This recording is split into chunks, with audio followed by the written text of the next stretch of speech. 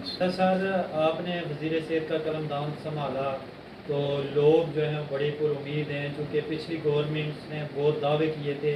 आप कौन सी ऐसी रिफॉर्म्स लेकर आएंगे और ये साबित करेंगे कि पिछले वज़ीर सेहत में और आप में बड़ा डिफरेंस है? बिस्मिल्लाहिर्रहमानिर्रहीम। सबसे पहले तो मैं आपका शुक्रिया अदा करता हूँ कि आपके ज़रिए मुझे अपना माफ़ी ज़मीर लोगों तक मुंतकिल करने का मौका मुयसर आ रहा है।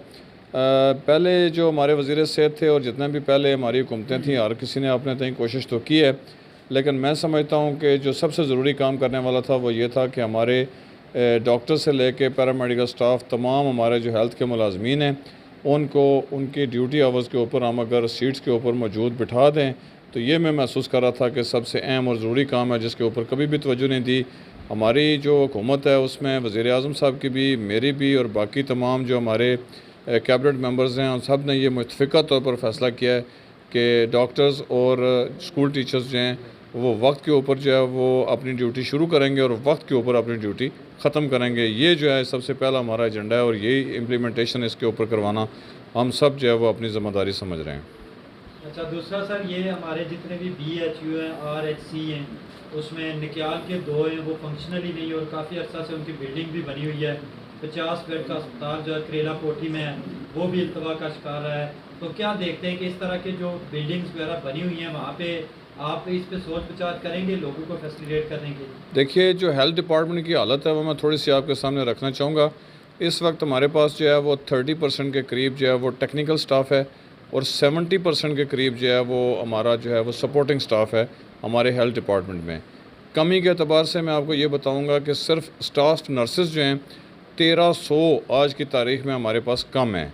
डॉक्टर्स की भी लातादाद जो है वो तादाद ऐसी है कि वहाँ पे भी हमें डॉक्टर्स की ज़रूरत है, लेकिन जो वसाइल हमारे पास मौजूद हैं, हमने इन दस्तयाब वसाइल में सहूलियात मुहैया करने का जो है वो अज़म किया हुआ है। और मैं जो है जहाँ एक तरफ मैं बाकी सारे मामलात में ये बता रहा हूँ कि डॉक्टर्स को हम ऑन सीट करना चाहते हैं, तो ख़राबी जो है वो बहुत थोड़ी सी है, लेकिन वो थोड़ी सी जो ख़राबी है वो बाकी तमाम कैडर को भी बदनाम करने का सबब बन रही है। हमारे पास बहुत अच्छे, बड़े काबिल, बड़े ड्यूटीफुल हमारे अफसरान भी मौजूद हैं, लेकिन उन सारों को जो चंद जो है वो कानून तोड़ने वाले लोग जो हैं वो उनको बदनाम करते हैं। हम जब इस वाले कैडर को सही तरीके से जो है वो कानून के मुताबिक उनको अपनी ड्यूटीज़ के ऊपर जो है वो मामूर देख लेंगे, उसके बाद बाकी दीगर जितने भी मसाइल हैं वो ऑटोमेटिकली फिर आहिस्ता आहिस्ता हल होते जाएंगे। अच्छा डॉक्टर साहब, आजकल आवारा कुत्तों का बड़ा काम चल रहा है और बच्चा एक निकाल का डेथ भी हो गई है उसकी, और दो और भी बंदे हैं जिनको खा गया। जो ये तो एक एडमिनिस्ट्रेशन काम भी नहीं कर रही इस पर, एक तो ये हो गया। दूसरा, आप वज़ीर सेहत हैं, जो DHO ऑफिस है और DH का, इसमें कोई भी गरीब है उसको काट जाता है, वैक्सीन नहीं दस्तियाब होती। आप वज़ीर सेहत भी हैं, क्या इस पर कोई हो सकती है इम्प्लीमेंट? देखिए, इस हवाले से मैं आप तमाम सिविल सोसाइटी, तमाम साफ़ी भाइयों और तमाम दोस्तों को एक सदा करूँगा कि जब कभी भी ऐसा कोई वाक़या पेश आए तो उस वाक़े की इतला जो है वो आप डायरेक्ट मुझे भी दे सकते हैं, मेरे अलावा हमारे महकमे के जो अफसरान हैं उनको भी दे सकते हैं। मैं आपको एक प्रॉमिस करता हूँ कि आपकी की गई कंप्लेन जो है उसको इंशाल्लाह ताला बहुत ही थोड़े टाइम में सेटल भी किया जाएगा और रिस्पॉन्ड भी किया जाएगा। लेकिन वो थोड़ा सा मैं ये भी बताना चाहूँगा कि बाज़ औक़ात होता ये है कि हमारी जो शिकायत होती हैं उनमें से अगर 100 में से 90 जो हैं वो मैंने अक्सर देखा है, चूँकि मैं भी इसी सिविल सोसाइटी का हिस्सा रहा हूँ और मेरा इस मामले में बड़ा एक्सपीरियंस भी है कि 90 शिकायत जो हैं वो उस मेयार के ऊपर पूरी नहीं उतर रही होती हैं और बिला वजह जो है वो जो है वो शिकायतें जन्म ले लेती हैं। उसकी वजह से फिर जो 90 में 100 में से 10 जो जेन्युइन शिकायत होती हैं वो भी फिर दब जाती हैं। तो मेरी इस्तदा ये होगी कि हमारी जो पब्लिक है वो सेक्टर भी और हमारी सिविल सोसाइटी पूरी की पूरी और जो हमारे स्टेक होल्डर्स हैं वो सारे जब कोई कंप्लेन करें तो उसकी फिर इतनी मौसर कंप्लेन होनी चाहिए कि उसके ऊपर फिर ज़िम्मेदारान के ख़िलाफ़ कार्रवाई की जा सके। अक्सर ये होता है कि शिकायत जो होती है वो वाक़या कुछ और होता है और रिपोर्ट कुछ और हो जाता है। जब उसकी तहकीकात होती हैं तो फिर वो इल्ज़ामात साबित नहीं हो पाते, जिसकी बुनियाद के ऊपर फिर जो है वो मामले में किसी को गिरफ़्त नहीं किया जा सकता।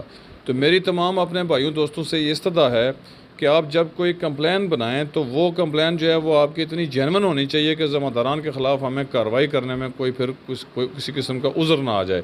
तो जब ये जो एग्जाम्पलरी पनिशमेंट्स हैं ये हम जो है वो उसको जब जनरेट करेंगे तो मैं समझता हूँ फिर इंशाल्लाह ताला हालात जो हैं वो ऑटोमेटिक दुरुस्ती की तरफ जाएंगे। जहाँ तक आपने आवारा कुत्तों और बाकी मामलात पे, इस पर मैंने थोड़ी सी अपने डिपार्टमेंट से और बाकी मामला से भी तफसीलात पूछी थी। तो ये जो हमारा वेटनरी सेक्शन और दीगर सेक्शंस हैं, ये बुनियादी तौर पर आवारा कुत्तों के हवाले से टैकल और कैटर करना उनकी ज़िम्मेदारी में आता है। हाँ, अलबत्ता जब कोई पेशेंट हो जाता है तो वो फिर बिला वास्ता वो हमारे डिपार्टमेंट की ज़िम्मेदारी बन जाता है। तो इस सिलसिले में अगर कोई कंप्लेन हो तो वो मैं उसको इंशाअल्लाह ताला लेने और सेटल करने की ज़िम्मेदारी लेता हूँ। अच्छा, ड्रग के हवाले से कोई शहर में जो मेडिकल स्टोर हैं उनमें अक्सर हमें शिकायत मिली हैं कि अक्सर मेडिकल स्टोर पे जो है ना नशा व अद्वियात फ़रोख्त होती है, इस पे आप इम्प्लीमेंट करवाएंगे?